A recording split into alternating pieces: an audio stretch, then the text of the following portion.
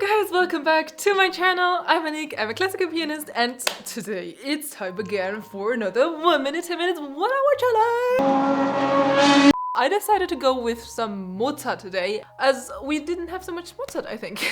And I just randomly picked one of Mozart's sonatas, which is, in this case, Mozart Sonata in C major, KV330, I think 330? 330? Aha! Yes, I'm right. So, first movement of Mozart Sonata in C major. And like always, I would like to talk a little bit about, all the details that I was doing during the practicing time. However, in this case, I think it would also be interesting to talk a little bit about how to play in the correct style, like how to sound actually like Mozart. And this has a lot to do with some very basic things, like how to play the trills, how to play the ornaments, read the scores the way that it is supposed to be read. So one of the things that you actually learn at music university is how to properly interpret different styles of music. And in terms of classical music, especially when it comes to Mozart, you actually have to understand the rules of this time to understand their music and what is written inside the scores. Before we get started, let's repeat the rules of this challenge. We have 1 minute, 10 minutes, and 1 hour to practice a piece that we've never played before. And after every practicing session, you have to try to perform the piece just the way it is in that moment. If you like this video, please give it a thumbs up. Don't forget to subscribe and hit the bell if you want to support me and this channel. Please consider supporting me on Patreon. You'll find the link in the description box.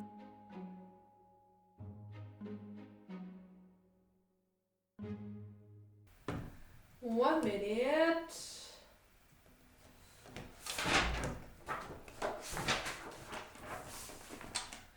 And start.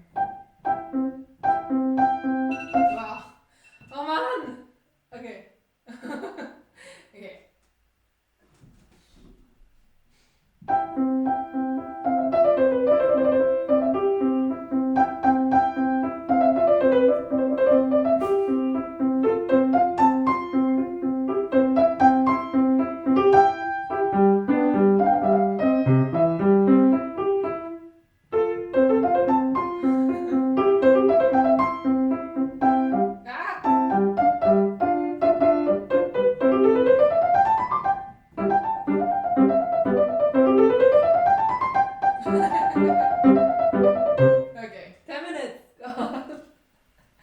The problem with Mozart is everyone hears the mistakes.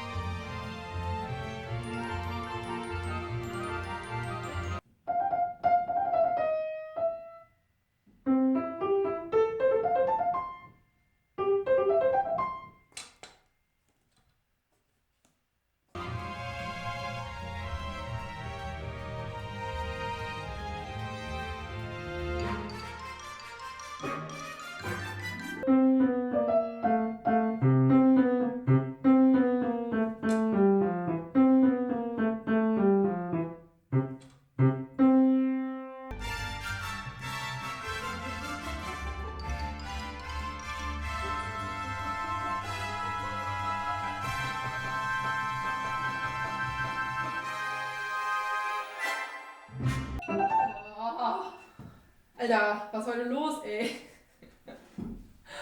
Okay.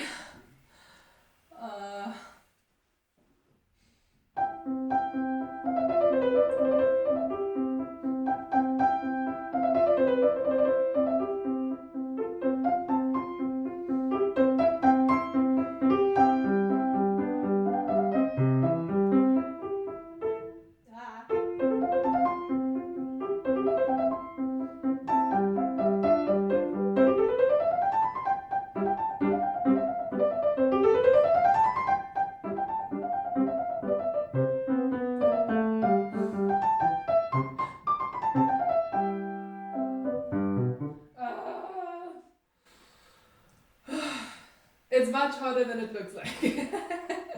1 hour, let's go. Today I would like to talk a little bit about all the details that are written inside the scores, like ornaments and trills, and different things that are defined in the classical style. Every trill in a classical piece has to start from the note above. So, for example, in the beginning of this piece in measure 2, we have a trill that is written on the C note. So instead of starting the trill on the C, we have to start it from D and start to trill downwards. So in this case, instead of starting from the C, we have to start from the D, like. However, there are some exceptions in this rule. If, for example, the note before the trill is already the note above, so if we play, for example, we have to start from the C instead from the D, because it's already there, the note, and then we would repeat it.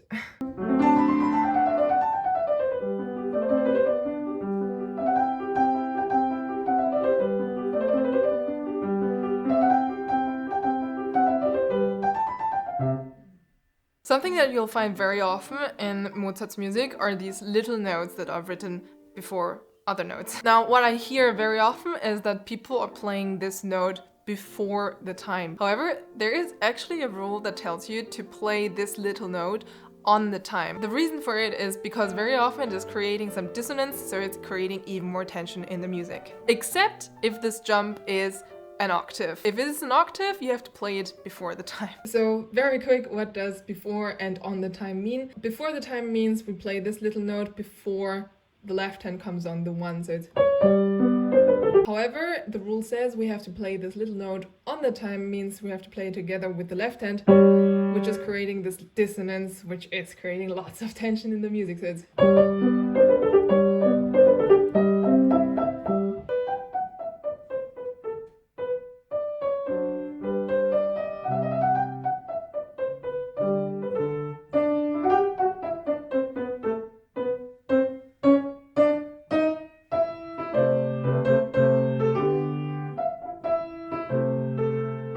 These are like little rules that are just there. If you're interested to see where these rules are written, you can find, for example, in Carl Philipp Emanuel Bach, The Art of Playing Piano, I think it is called maybe in English. And also something that is maybe a little bit more modern, Paul Badura-Skoda. He did some research on how to play Mozart basically and put all the rules together in a book for you to read and to look up how to play things if you're not sure how to do it.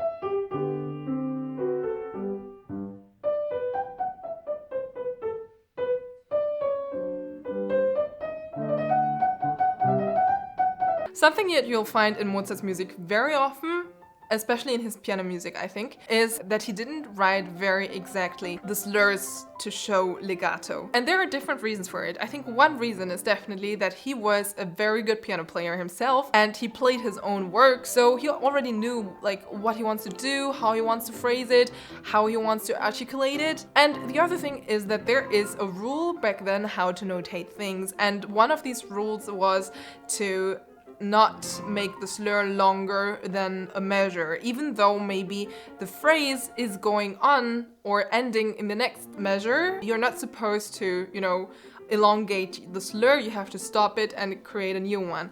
This changed, especially with Chopin, and I think also Beethoven already did this, like to create very long slurs. However, Chopin was really the master of long slurs. So when it comes to reading the scores of Mozart, you always have to keep in mind that these slurs might not represent exactly what Mozart wanted.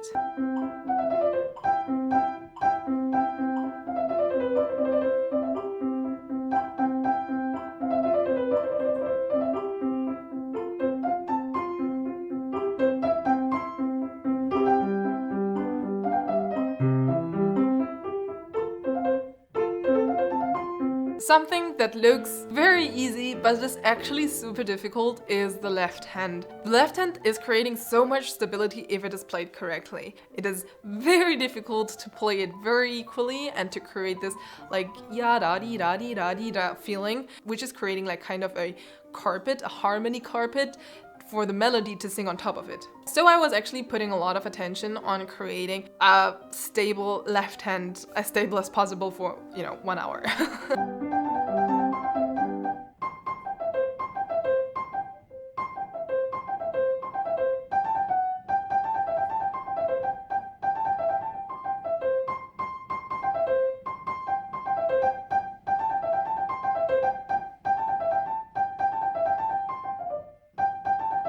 Something very important in Mozart's music is to keep in mind that he was the master of opera. Mozart's operas are iconic. Nobody before him or after him managed to create so much contrast and so many great figures in his operas. And also in this piece you can find a lot of different characters that are playing together. So it basically always helps to keep in mind that everything you do should be somehow related to an opera. It can be an aria, like someone singing and expressing his emotions, which is very often the second movement of a sonata, or in a first movement, which is like showing different characters, which you are supposed to bring out through lots of contrasts, either through articulation or dynamics or sound color or whatever. Like, it's really your job to create lots of contrast.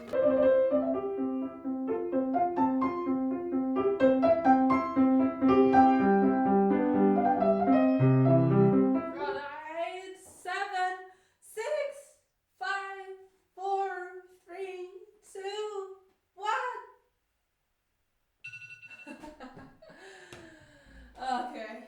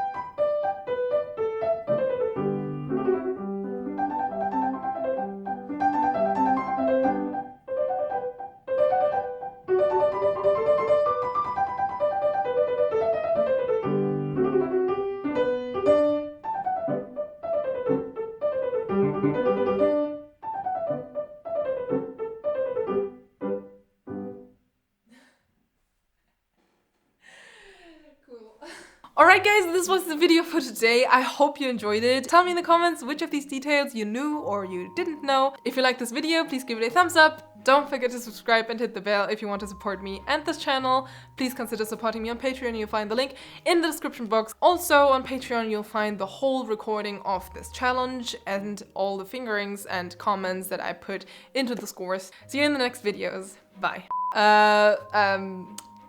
Shit. Okay, nochmal. Research on how to play Mozart bits. Whoa. Nochmal.